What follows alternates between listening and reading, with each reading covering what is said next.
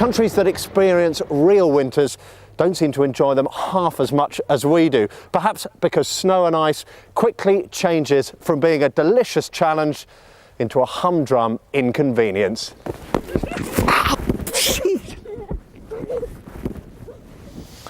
Well, battling the elements to join us in the studio are the Bishop of Reading, the Right Reverend Stephen Cottrell, and Paul Simons, author of Weird Weather. We're joined from Glasgow, where it's expected to be -5 tonight, by the psychologist, Professor Alex Gardner. Professor Gardner, the media, of course, always bang on about the negative things, cancelled trains, travel misery and all that stuff. Actually, we do seem rather to enjoy this weather, don't we? Well, it depends on the way you see it, Jeremy, whether it's an attitude of mind. I believe that inside every person there's a kind of an adult personality and a child personality. And out of the adult, you tend to be a bit critical, you get a bit wary, you kind of fall back in the past, you do a bit of worrying. There's quite a lot of evidence that when severe weather conditions break, people worry, become anxious, and even become very depressed. Whereas the child in us, let's say, oh, let's have fun. You know, it's not what happens to in life, it's what we do with it. And so if you're bound up in your adult, then you're much more likely to get stuck in the snow rut. Whereas if you're in the child, you're on the sledge having fun. Paul Simons, how much do you think that it's because it is actually this sort of weather? It's pretty unusual now, isn't it? I mean, it is unusual, isn't it? It is, and we've been used to such a long run of very mild, wimpy winters. I mean, more like spring and autumn joined together with a teeny weeny little snowflake sandwiched in between.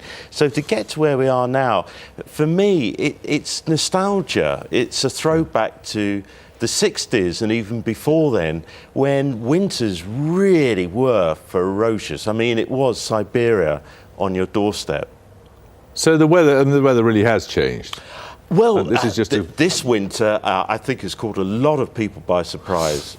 And it wasn't expected. And because we live in such a well-insulated cocoon of double glazing and warm offices, warm shopping malls, nice cars, to actually be faced with cold is a shock. Let's come to that point in a second or two. I just wonder how it strikes you, Bishop. Well, I think the first thing to remember before we go any further with this discussion is, of course, many people are suffering today because of this weather. Yes, there will be some people stranded in their cars, some people hurt, you know, some people very, very cold. But actually, the thing that I'd want to say is when the weather freezes over, often the human heart thaws.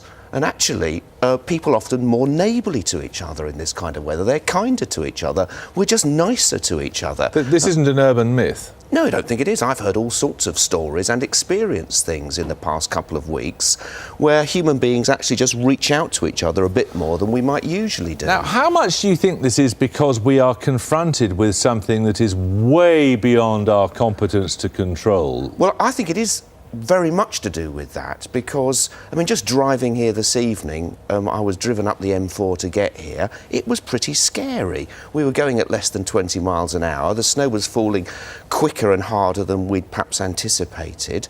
And you suddenly find yourself feeling pretty vulnerable in this weather. And mind you, a lot of people feel like that with a Newsnight driver, of course. Well, yes, and of course meeting you, Jeremy. But actually, as the serious point is, when that vulnerability hits, we become more aware of each other's needs. Professor, how seriously do you take this element? The fact that we are confronted by something that is so far out with, as you guys up there say, our control. Well, we are really just cavemen in city suits, and we're a very primitive tribal person. And while we compete with one another most of the time in the world we live in times of stress, in times of problems, getting stuck in the snow, then I think the good tribal qualities come out of cooperation, of belonging and feeling you want to share things. And I think that also produces, by and large, traits, personality traits of kindness and compassion. So I think it can bring out the best in people. I suppose there may be a physical thing here too, may there not? This is the darkest time of the year, Paul Simon, isn't it? And suddenly we're confronted with light everywhere. and it changes the sound, it changes the quality of everything. I mean, there are some most peculiar weather phenomena happen in very cold weather. One of them is called diamond dust, and it's like little tiny sequins falling out of the sky, but in a clear blue sky, and this is ice crystals forming from frozen moisture and the sun catching it. I mean, it's a really magical winter wonderland. So part of it you think is a human reaction to beauty? It's nature. It's raw nature. And I agree, it's so much that we're cosseted from the real world. To be face to face with the raw elements is a real eye-opener. What's your theory, Bishop? Well, I think the other thing I would say is, you know, probably on the news tonight, I didn't see it, but certainly tomorrow there'll be some story running about why is it with all this bad weather the whole of England grinds to a halt, and all us grown-ups will be moaning and groaning. Your children, my children, will be rejoicing, and they'll be out tomorrow really enjoying this snow. And maybe we're cavemen with the potential to be angels, and actually discovering some of that within ourselves, the sheer joy of playing, of getting out into this weather, of marvelling at the beauty of the snowflakes. These are good things, and certainly if I do make it home tomorrow, I will be up the hill with my sledge tobogganing with my kids. And that's what the whole world really ought to do tomorrow. Professor Garland, this is the time of year when very, very large numbers of people start dieting. But the presence of cold weather like this makes them eat differently, doesn't it? Well, I think so, and there's nothing more comforting than, say, a warm stew or a hot pot.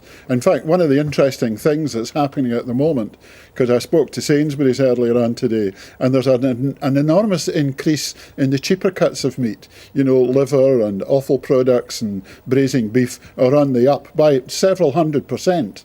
Now, what that tells me is in the economic recession, people are being more careful with their money, but there is still the need and the necessity to eat. So what you're doing is returning to the kind of cooking that Granny used to do, long, slow cooking. And of course, the house gets filled with all these fragrant aromas. You know, Helen Keller once said that smells, aromas, carry you over space and time. And that kind of thing can take you back, if you like, to your own granny. So here's an opportunity when people are cooking, making nutritional food and doing it in a slow way, maybe with a slow cooker, to actually spend some family time together. When you look at this, you know, you were talking about the 1960s, reminiscing as if you could remember them. I don't suppose you could remember 1947, the other very famous cold winter. This is very, very unusual, but it's some way short of being the coldest, isn't it?